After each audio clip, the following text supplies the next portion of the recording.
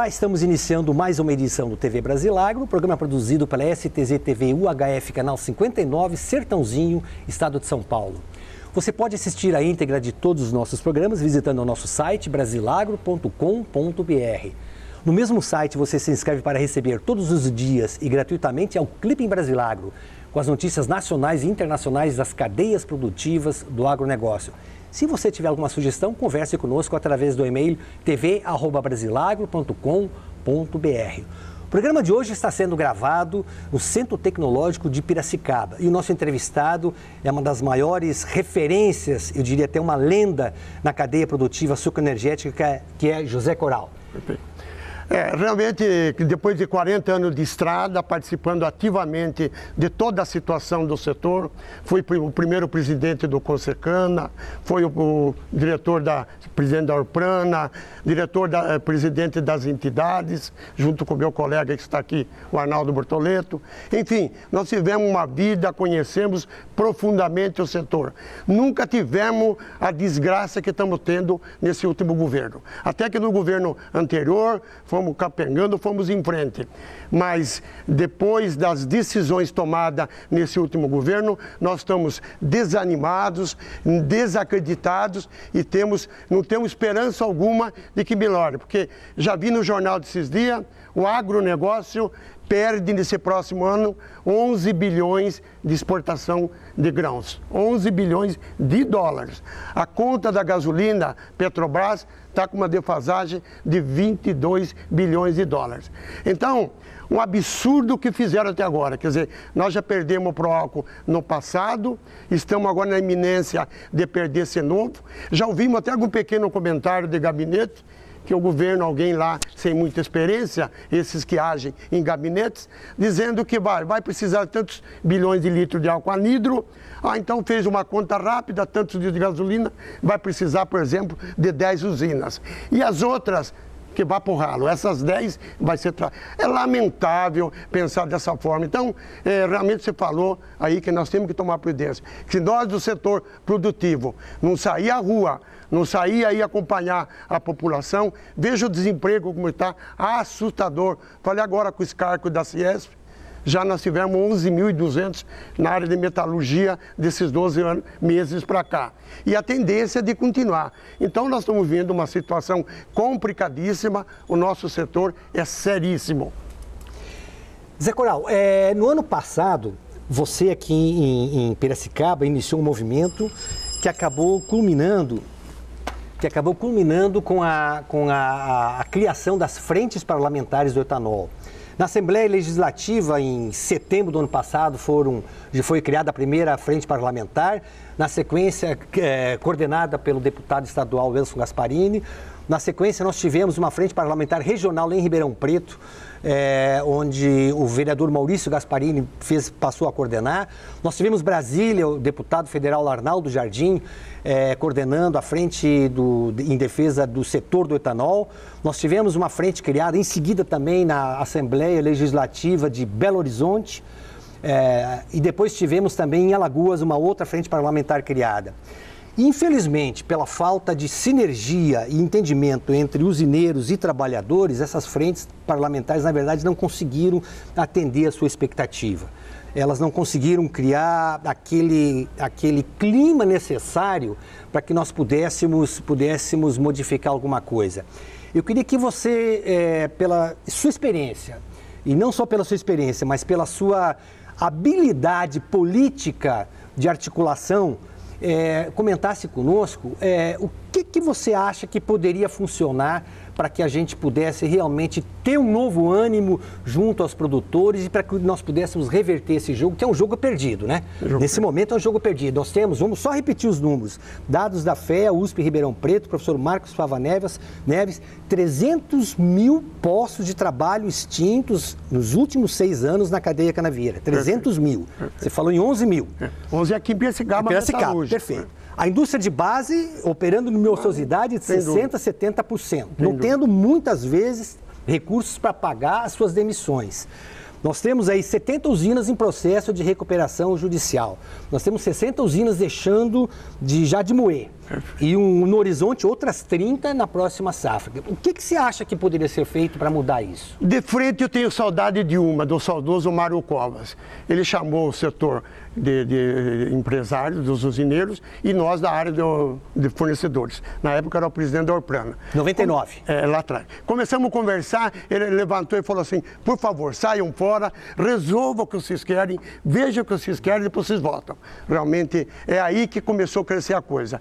Eu até quero cumprimentar essas frentes que estão por aí, mas não vai, não anda. Quer dizer, realmente se diz, começou aqui em Piracicaba, tivemos um grande movimento, foi para Jaú, foi para Sertãozinho, enfim, e depois chegamos até culminar em Brasília. Lá me parece que 300 e poucos deputados faziam parte, ou fazem parte. Mas, na verdade, a autoridade da presidente, ela não ouve ninguém, né? Faz 5, 6 meses que tentamos uma audiência para ir lá ao fornecedor, para contar quem é o fornecedor. Que ainda parece que nos dias de hoje, as autoridades de lá de cima, presas em gabinetes, não sabem quem é o fornecedor, que é o independente, que planta cana para entregar para a usina industrializar. Que é agricultura familiar. Mas não tem dúvida, aqui em Piracicaba, onde sempre foi o maior centro açucareiro da América Latina, é uma verdadeira reforma agrária. A partir de 2 anos para cá, está diminuindo dia a dia. A maioria dos produtores pequenos, por falta de condições, estão passando para o vizinho, ou passando para a usina passando para outros. Então, é uma calamidade, é um absurdo que está acontecendo. Então, mas não vamos acreditar nessas frentes. Quem sabe, uma hora. Eu acho que até precisaria um líder. Não vou dizer que o Arnaldo Jardim, ou o Gasparini, ou noutra área, não são. Mas realmente precisaria sentar e os usineiros precisariam criar juízo, acho que não tem ninguém aqui, mas posso falar, e realmente sentar com os dois lados, não adianta ficar só eles. Nós já tivemos exemplo, eles vão divididos, eles vão para Brasília, fala com a presidente, são tocados de lá, mas vão e realmente não fala a mesma linguagem que precisava. Com isso, não é só nós. Quando fala, ele é porque ele tem cana e tal. Não é. Veja aí as empresas, a indústria de base, está tudo com dificuldade. Sertãozinho, o meu aqui em Piracicaba, a nossa co-irmã, a Dedine, a gente conhece desde 50 anos, sempre frequentando o conhecimento com o pessoal. Então é lamentável o que está acontecendo e depois, estou falando em algumas grandes, em todas as demais está com dificuldade. Mas vamos acreditar nessas frentes, porque realmente teria que sair talvez daí um líder com força mesmo para chegar e impor na presidência para receber. Se bem que se ela não receber por bem, por mal, vai receber por mal, então. Aqui em Piracicaba, no ano passado, surgiu uma sugestão no sentido de se parar a safra. Perfeito. Foi do nosso amigo Arnaldo parar de entregar produto. Mas aí é o que eu disse, as usinas já tinham um compromisso assinado com a Petrobras, então elas ficaram temerosas em parar. Mas agora é hora, novembro, dezembro, de nós começarmos com pressão antes que ela assine o contrato com a Petrobras. Aí sim, porque eu acho que chegar no início da safra, em maio, parar todo mundo, botar caminhões e tal, não deixar entrar cana, nada mesmo, acho que é uma das saídas, mas ainda está um pouco longo. Nós teria que ter medidas, decisões meio imediatas, não lá para frente. Deixa eu recobrar um pouquinho a desvantagem para o telespectador de ter jornalista velho fazendo o programa é essa, vai puxar umas historinhas sempre, mas você vai ser testemunha disso que eu vou colocar agora. Abril de 99, eu morava em São Paulo, fui chamado para uma reunião em Ribeirão Preto com o empresário Maurílio Biagi Filho, e ele me chamou falando o seguinte, olha, eu já tinha prestado uma assessoria de imprensa para ele no começo da década de 80, voltei para Sertãozinho em 91 para a fusão da Zanini e Dedini, voltei para São Paulo, acabou cana para mim. Mas em 99 eu voltei lá para conversar com ele, ele falou, olha, a situação está muito ruim. Você lembra 99? Sim. E eu lembro de 3 empresas, inclusive, que ele me citou. Ele falou, olha, família Balbo não está pagando salário, não está pagando seus fornecedores. Grupo São Martinho vai ter dificuldade de pagar a folha de salários agora no mês de abril. Nós temos o dinheiro para pagar a folha de maio em junho, porque a Coca-Cola é da família, a gente está fazendo aí uma transferência, mas eu daí em diante eu não tenho mais dinheiro. Acabou. Vamos pensar juntos aí uma solução de que maneira a gente pode resolver a crise. Aí, no dia seguinte era a missa de começo de safra. Quem tem mais experiência de... A missa de início de safra era um evento grandioso. Era não apenas religioso, não apenas mostrando a fé dos trabalhadores e dos gestores das empresas, mas também era um movimento festivo.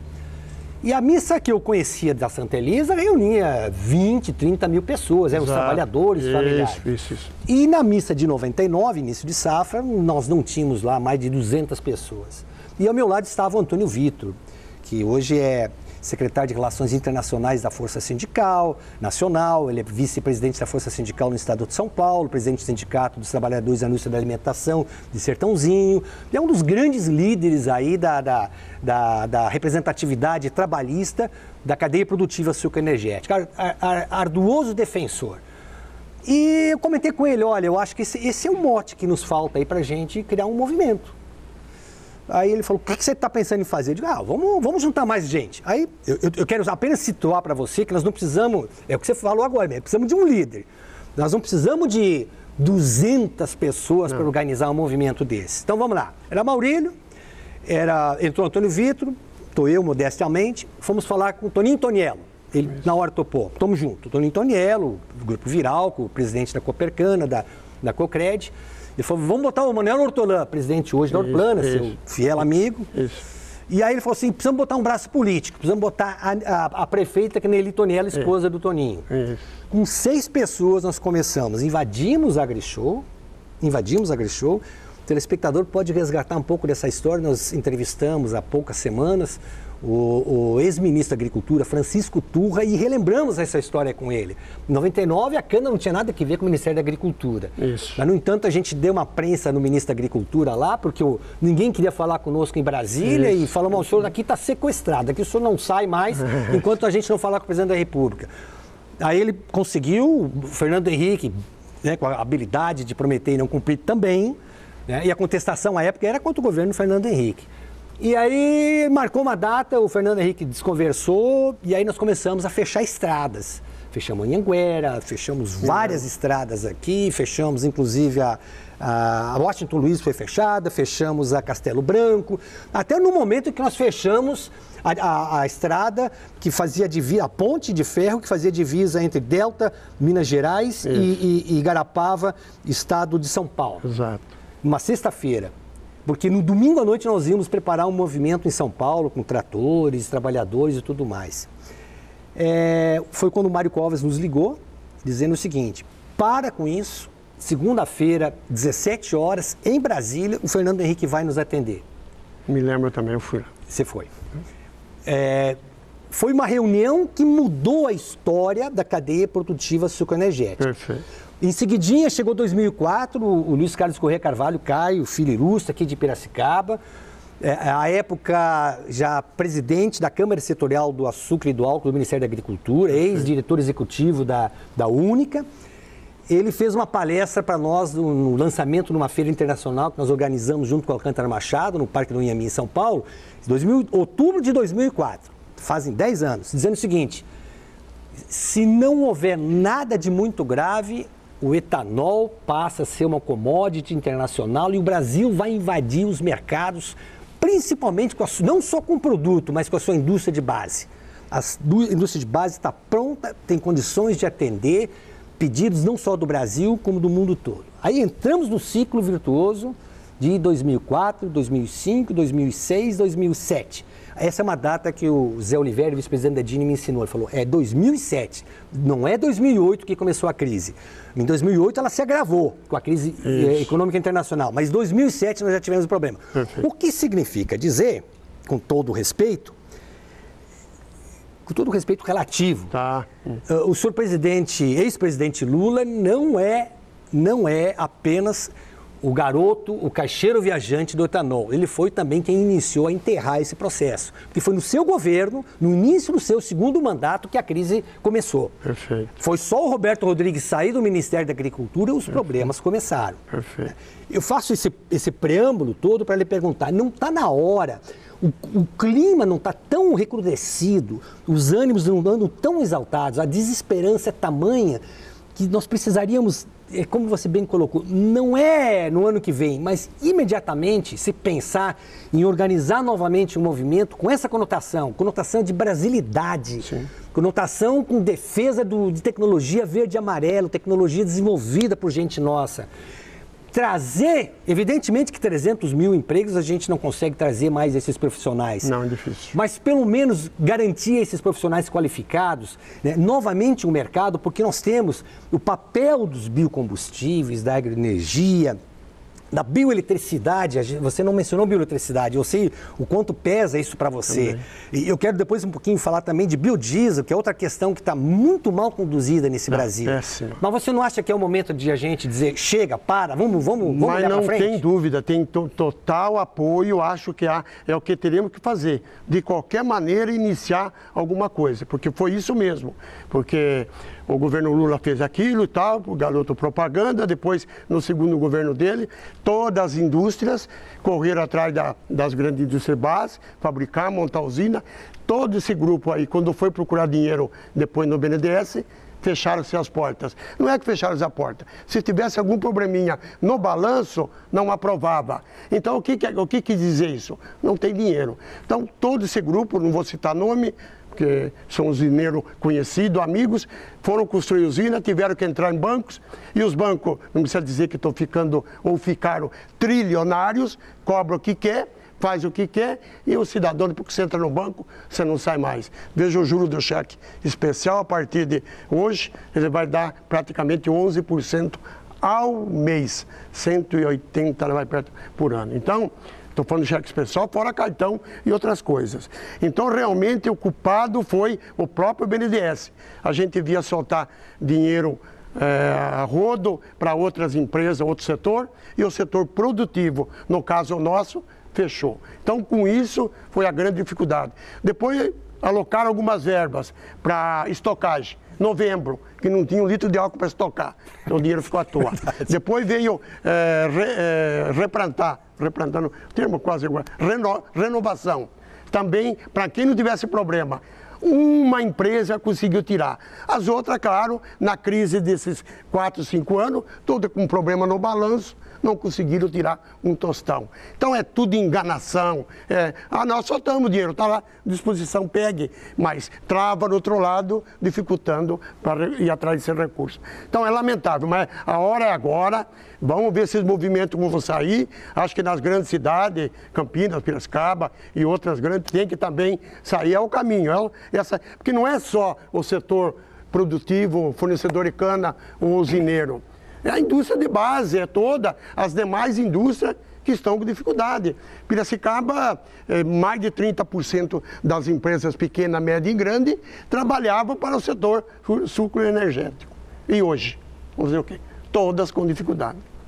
Deixa eu lhe perguntar então um pouquinho, vamos falar de biodiesel. Biodiesel a gente conhece bem. Em 2003, o Brasilagro promoveu um evento em Ribeirão Preto, que era um evento, em março de 2003, era um evento para discutir os cenários da nova safra. Aqueles eventos tradicionais que se fazem no começo das safras, onde os consultores, e aí você tem consultor, maiúsculo, letra maiúscula, e tem os consultores em aspas. Esses entre aspas são principalmente aqueles que ou associados a grupos estrangeiros, a tradings, ou então a mando dessas tradings também. São aqueles que anunciam números no início da safra, você vai comparar no final da safra, você cai na real, que o descrédito é tamanho, só que como explicar de que esses consultores continuam ocupando o tempo de empresários em palestras, aparecem na mídia a todo momento, como se os números deles tivessem alguma confiabilidade. Bom, vamos lá. E eu estava organizando um painel lá de novos negócios. Tinha convidado o Zé Olivério como vice-presidente da Dedine, ele aceitou. E nós tínhamos outros empresários juntos para falarmos de novos negócios.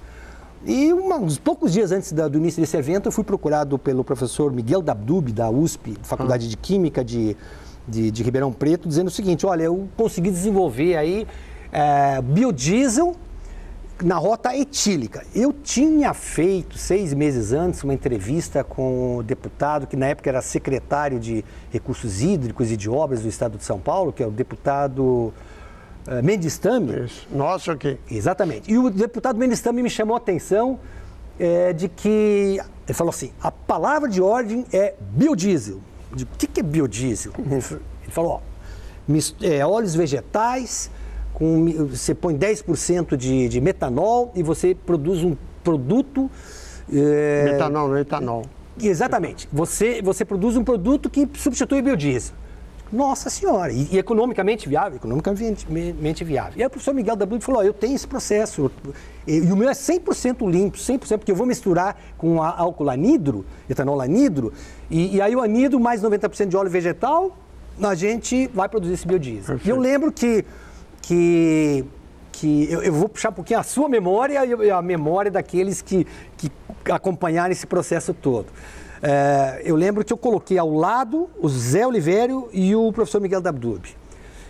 Um ano depois, aí na verdade um mês depois, nós organizamos o primeiro Fórum Internacional do Biodiesel no Brasil. Nós estamos falando de abril de 2003.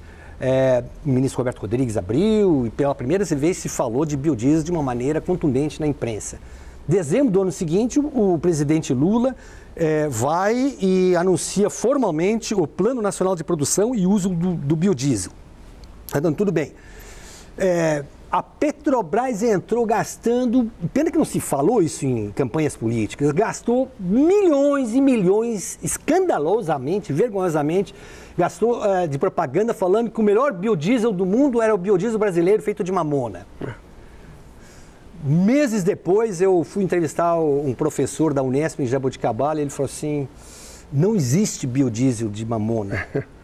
Haja vista que a Agência Nacional do Petróleo, ela inclusive, ela não homologa biodiesel de mamona. Né? E aí a mamona estava posta. Você parava em qualquer posto da BR e tinha lá que o biodiesel é de mamona, é brasileiro, essa coisa toda. Você lembra bem disso? Sim, sim. E quem conheceu a história viu que depois houve até um incidente sério, virou página de crônica policial, o Fantástico dedicou uns 10 minutos a uma matéria envolvendo o professor Dabdub, né? As coisas não andaram pelo caminho que deveriam andar. Eu lembro que a última vez que eu lhe entrevistei, nós estávamos em Sertãozinho há 2 anos, talvez um pouquinho mais, eu vi nos seus olhos o brilho quando você falou do seu projeto de planta de biodiesel. Eu vim, inclusive, um dia para cá, para conhecer a planta, e fiquei assustado. Eu confesso que eu fiquei assustado, duplamente. Primeiro, pela sua ousadia de construir a planta que você construiu aqui em Piracicaba. E segundo, de ver essa unidade completamente parada. O que aconteceu? Infelizmente, nós tivemos já de início a intenção de colocar essa indústria para realmente diversificar, fazer com que os agricultores de grãos também, na sua agricultura, tanto aqui ou mais distância, plantassem grãos e viessem aqui para nós fazermos o biodiesel. Só que não deu, está pronta, preparadíssima, mas não funcionou nem um dia. Por quê? Porque não é possível. Nós com a soja, tiramos o farelo de soja e o óleo a granel. Se for para fazer o biodiesel, nós temos que tirar 20% a 30% do bolso, colocar em cima. Então, o governo não tem interesse, ele faz as coisas, ele acha que tem interesse quando ele participa. Aquela empresa grande de biodiesel, pelo que se comenta, está ligado. Aquela de charqueada teve uma temporada também ligada, não sei hoje como está. Então, eles conseguiram fazer alguma coisa, não sei como subsídio e tal. Mas nós ou qualquer outro particular não deu resultado. Ela está pronta, pode ser que dê alguma virada nesse país, ainda ela volte a funcionar, mas nos dias de hoje financeiramente insuportável, não dá. É mais fácil moer a soja, tira o farelo, usa na nossa fábrica de ração e vende o óleo a granel. Não dá para dar sequência. E para a Petrobras é mais fácil importar diesel, mas, não é? Perfeito, ela está importando, você vê o absurdo que vem acontecendo, né? O que aconteceu aí, importou gasolina mais cara para vender mais barata para segurar. Quero ver agora como que ela vai se virar, se é que ela vai ficar lá. Zé Coralli, vale a pena relembrar a indústria de produção o parque de produção de biodiesel incentivado na base do vamos que vai dar certo, isso, né? Isso. Ela trabalha hoje com uma ociosidade que já passa dos 50%. Perfeito. O que é uma coisa absolutamente inacreditável para quem investiu, como vocês aqui investiram naquela época, né? Isso. Você ficou muito desiludido com o resultado das eleições? Perfeitamente. Eu confesso que eu fiquei doente os 2 dias. Eu não acreditava. Fui dormir triste, eu acordei triste. E na segunda, parece que a cidade estava de luto. Nós tivemos um evento no hospital, um susto. O pessoal daqui tomaram conhecimento. Houve um problema no cabeamento de força perto do transformador. E aquele produto inflamável começou a sair uma fumaça preta. Então deu um desespero, fogo no hospital e tem que desligar a força, aí não funcionou o centro cirúrgico, nada, as UTIs, escada. Então foi uma tarde, uma noite assustadora. Mas todas as ambulâncias da região espontaneamente vieram para cá, os médicos da cidade ficaram de prontidão e realmente transferimos quase todos os mais graves para fora e os que deu para ficar por aí mesmo deu para segurar. Então foi um ato triste naquelas 3, 4 horas e depois de alegria de ver a participação, a credibilidade e da forma que houve a participação. Então realmente a gente vê que a situação está difícil. Então eu fiquei triste, eu tenho ainda esperança de mudar. De acontecer alguma coisa, porque senão vai ser, eu acredito, quase que ingovernável. Ela vai ter dificuldade, porque hoje não adianta. Se não tiver bem com o Senado, com a Câmara, não vai andar mesmo. Vão fazer de tudo para segurar. E até ontem eu vi uma declaração do vice-presidente Aloysio Nunes, ontem, que realmente que não vai dar mão nada, porque ela quer dar uma mão e apunhalar por outra pela costa. Então tudo que foi falado do Aécio, que acho que não merece, então vai ser difícil o diálogo. Então nós temos certeza que ela vai encontrar dificuldade se alguma coisa não foi feita. Então eu fiquei triste mesmo, que eu estou vendo que o nosso setor, ela vai procurar acabar mais rapidamente ainda. Eu tenho conversado muito com sindicalistas, os trabalhadores. E o trabalhador, ele tem, eu diria até pela ordem, o trabalhador é o último da cadeia produtiva, não é? Isso. A penúltima cadeia é a indústria de base, aí você tem os fornecedores e aí você tem os usineiros. Certo. Então, é bem isso aí. Os sindicalistas, principalmente os metalúrgicos, nenhum filho de torneiro mecânico que trabalha numa indústria dessas de base que atende a cadeia produtiva sucroenergética, ele quer ser torneiro, ele não quer ser caldeireiro. O garoto realmente ele quer uma outra profissão que não seja aquela, porque ele vê a situação dos pais, do pai, dos tios, do vizinho, do amigo, do sogro, enfim, é uma situação que, né, significa eu vou optar por uma profissão que eu não vou ter futuro nenhum. Acontece a mesma coisa com o filho do fornecedor de cana? Infelizmente é uma boa colocação. Acho que mais de 90% estão vindo para a cidade, não quer ficar mais na propriedade, porque não está dando. Realmente, os últimos anos não tem condições de permanecer. Então, é lamentável, mas nós estamos fazendo de tudo quanto à associação, quanto ao associativismo, o cooperativismo, mas está difícil segurar. Quer dizer, vem embora, larga os pais lá. Há pouco tempo aconteceu um acidente grave, um latrocínio, estava só casal à noite lá, invadiram a casa, mataram, roubaram, um monte de coisa.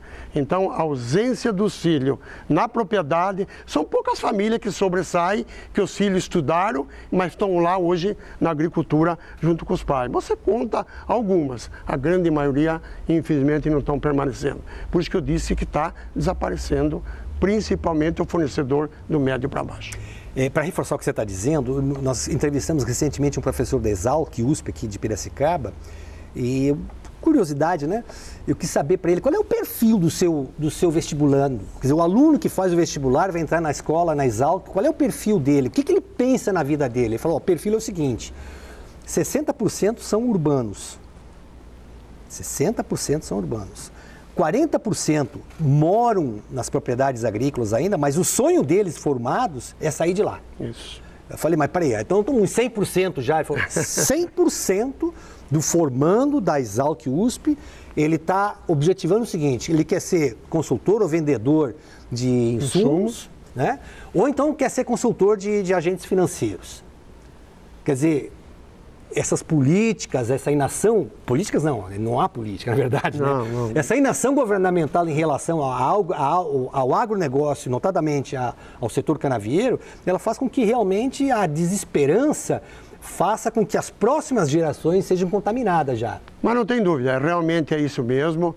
Nós não sabemos o que vai acontecer no futuro. Quero falar, todos os agrônomos estão procurando outros negócios, mas não fica lá na agricultura ou cuidando da agricultura deles lá. São muito pouco, né? Porque mesmo grãos, vejo problema nos grandes estados aí, problema de estrada, de transporte, aí vão investir lá para fora, leva dinheiro lá para Cuba, para o Paraguai, fazer um porto a 200 quilômetros, é para matar o nosso do sul. É humanamente impossível. Não sei o que tem que acontecer nesse país, mas é triste os nossos filhos que estão aí, o que vão enfrentar no futuro.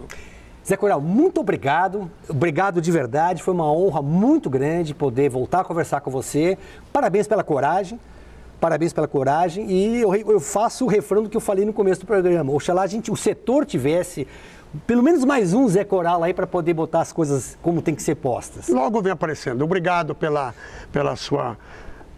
pelo seu conhecimento da minha pessoa e realmente a gente tem lutado, eu faço o que gosto e gosto do que faço. Então, só tem que ir em frente. E estamos aí esperando que venha outros líderes, porque está precisando no momento, a nível dessas decisões urgentes, um líder forte que agregue o setor, tanto da indústria como da área agrícola, para ver se a gente consegue mudar alguma coisa, porque é humanamente possível o que estão fazendo, no caso do nosso agrícola, com a cana.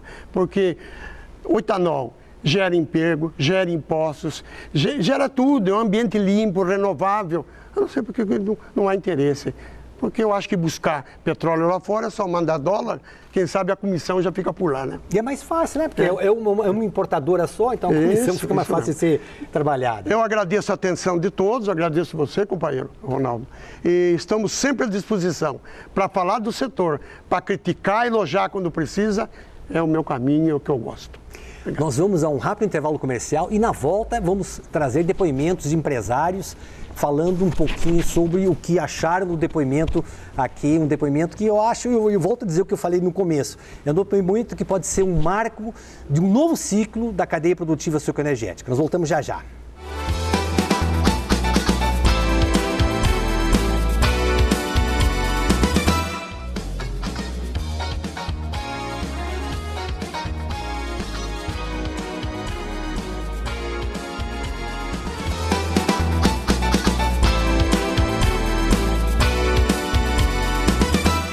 O que é mais preocupante nesse momento? A queda de faturamento ou inadimplência dos seus clientes? Hoje, o mais preocupante é a inadimplência, porque a inadimplência ela é muito complicada. Quando você pega uma indústria de base, uma metalúrgica que nem a gente, a lucratividade é muito pequena, porque a concorrência é grande. Então, não só a interna quanto a externa. As multinacionais que vêm concorrer com a gente e com um monte de incentivos nos países dele, legislações e tributações mais baixas que nós não temos. Então, o que a gente consegue na hora de fazer uma concorrência ali? Você analisar o que é interessante. É melhor vender para um cliente que está mais apertado, mas ele vai pagar com um lucro bem baixo, mas você vai receber, do que você arriscar com algum grupo que não está muito bem e não receber. Porque a inadimplência ela é muito pior do que uma baixa de faturamento. Um exemplo em número. Se eu pegar e vender 10 milhões para ganhar 1%, eu vou ganhar coisa de 100 mil. Mas se eu pegar e vender 1 milhão e vender com 10% de lucro para ganhar os mesmos 100 mil e não receber esse 1 milhão, eu, teoricamente, se meu lucro vai ser 10%, eu gastei praticamente 900 mil entre energia, tributos e todas as obrigações que eu tenho para entregar esse produto para o meu cliente. Então, a inadimplência, ela hoje é muito bem analisada. Qual foi a nossa principal estratégia? Analisar muito bem a situação financeira da indústria, da usina que a gente vai vender ou do grupo, para vender realmente para quem paga. Mesmo que a lucratividade seja mais baixa, mas com uma certeza maior que vai receber. Você vê alguma saída para essa crise?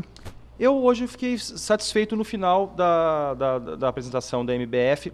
em que é 1 a 2 anos. Eu já tinha ouvido isso aí em outras frentes, em outros eventos, e parece muito, mas para quem já está 6 anos na crise, 1 a 2 anos começa a ser para curto prazo, certo? Eu sei que tem empresas que estão em situação muito mais delicadas que não têm esses 24 meses ou 12 meses que sejam. O que eu fiquei feliz foi isso, saber essa informação que está batendo com as outras que eu já obtive, mas o que me entristece, que é muito preocupante, é saber que isso vem porque gente de fora está acreditando num setor que é promissor e não o próprio governo nosso e nossos investidores nacionais, porque aqui é uma incerteza o setor. E para fora eles veem que é uma mina de ouro. Então nós viramos uma bolsa de valores na baixa. Vão vir investir para depois aqui 4, 5 anos ganharem rios de dinheiro. E esse dinheiro poderia ser, se tivesse uma política, uma reforma tributária e um governo com mais atenção ao setor, a gente poderia deixar esse dinheiro aqui dentro e não ir para fora. De que maneira a carga tributária afeta os negócios de empresas da cadeia produtiva sucroenergética? Muito bem, né? É uma questão bastante complexa, afeta porque nós temos uma carga tributária mais alta do mundo. Nós temos o imposto de renda pesado do setor, nós temos PIS/COFINS, tem ICMS, tem IPI, e o governo não tem visto, né, com bons olhos essa parte. A arrecadação sempre ela é muito agressiva, muitas obrigações, e aí compete à empresa a fazer um trabalho interno. Já que não tem a contrapartida do governo, eu tenho que pagar exatamente aquilo que a lei determina. E se não tiver uma boa interpretação dessa legislação tributária, quem paga é o próprio contribuinte. E o custo do tributo sendo muito alto, quem que vai absorver? A lucratividade da empresa. Por isso que nós temos aí, além da recuperação judicial das empresas, um plano que não pode ser realizado, mas uma contingência, um passivo tributário muito alto. E como pagar isso daí? Eu acredito que se as empresas fizessem as suas lições de casa, contratassem seus consultores, né, os contadores, auditores, os advogados, para reavaliar esse passivo, vão encontrar muitas surpresas. Porque a todo instante também você tem tributos declarados inconstitucionais pelo Supremo Tribunal Federal. Então aí, acho que é uma forma também de amenizar o impacto do setor. O senhor como consultor, como é que o senhor vê o futuro da cadeia produtiva sucroenergética? Telespectadores, eu vejo, apesar de estarmos no fundo do poço, eu vejo muito promissor. Nós estamos no setor há 46 anos, iniciamos em 68, antes do Proálcool, vivemos todos esses altos e baixos, né, do setor e enxergamos que medidas vão ser tomadas, o setor não vai fechar, né? Nós, como grandes produtores de açúcar, grandes produtores de um combustível renovável, nós estamos sofrendo demais, continuaremos sofrendo por algum tempo, mas o setor é promissor, né? Nós estamos colocando cerca de 300 mil automóveis, veículos leves no mercado, mas quase 90% continuam sendo flex, né? Nós temos um mercado consumidor, um mercado vitorioso, um combustível renovável, limpo, e isso não será descartado, né? Eu acredito nesse governo que até então não olhou com bons olhos, olhou com maus olhos o nosso setor. Isso mudará certamente, né? O setor, embora não seja unido, na situação que nós estamos, vai se pronunciar, vai renovar. E o que nós temos mercado, nós temos produto, nós temos terra, nós temos solo que os outros países não têm, nós temos clima. Então sou muito otimista quanto ao futuro e quanto ao presente nós vamos sair dele para um futuro melhor. Deixa eu aproveitar pela sua experiência, o senhor fez um comentário muito pertinente nesse evento promovido aqui no Instituto de Tecnologia de Piracicaba, a importância da cana-de-açúcar no processo de produção aí do etanol, do nosso açúcar, da bioeletricidade também. E o senhor deixou claro que uma indústria, pela expertise, tecnologia, pelos seus quadros de profissionais que tem, ela não quebra por ser indústria. Ela quebra exatamente, o que quebra uma empresa do setor é a cana-de-açúcar. Queria que o senhor repetisse esse comentário. Pois não, essa é uma realidade que nós constatamos nas planilhas, né? Nós fazemos estudos de viabilidade econômica e vemos que há dois aspectos, né? Uma é a produtividade, a maior produção por hectare, baixando seus custos, e e a economia de escala. Né? A economia de escala e produtividade.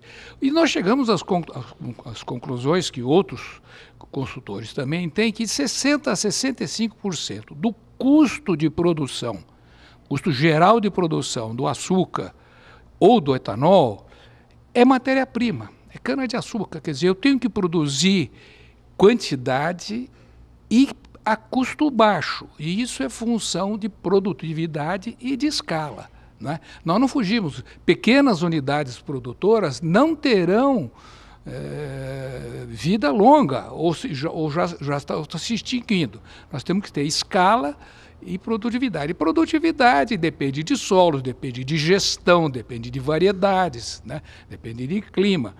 Né? Mas essa gestão de campo, aliada também ao que disse o Dr. Walter, com quem é o nosso consultor, depende também da maneira como se interpreta a carga tributária no ciclo de produção.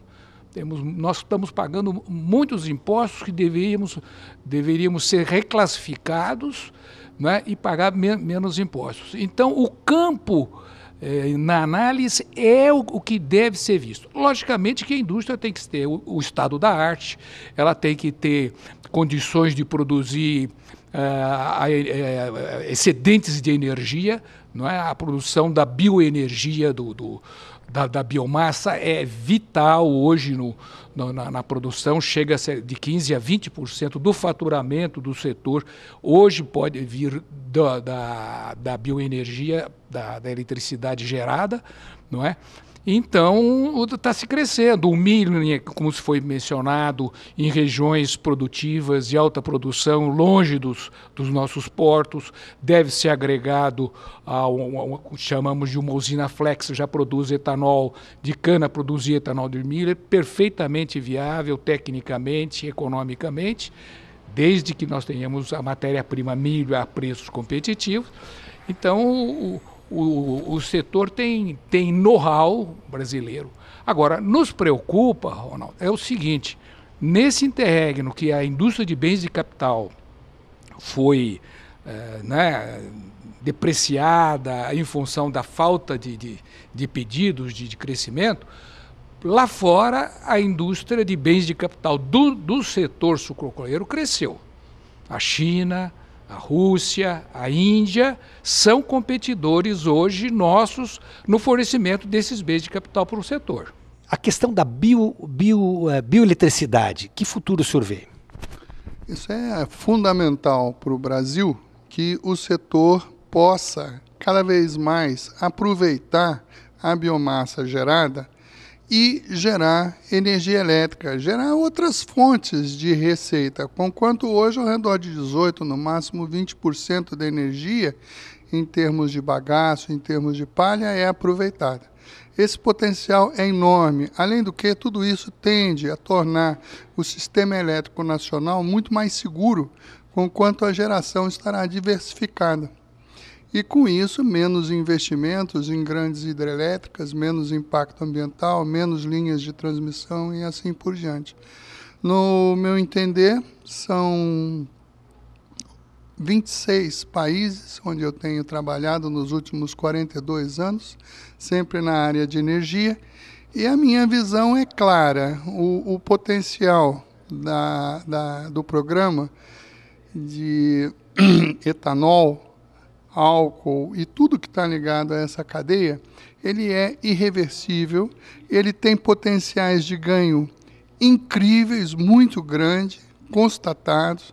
A tecnologia existe. O que me parece fundamental é encontrar uma diretriz geral, mais união no setor, no pensamento técnico, no pensamento agrícola, se ajudar mais, porque aí facilita. Existe muito o que ganhar. E é nisso que a gente tem que se concentrar. Um grande abraço e muito obrigado pela oportunidade.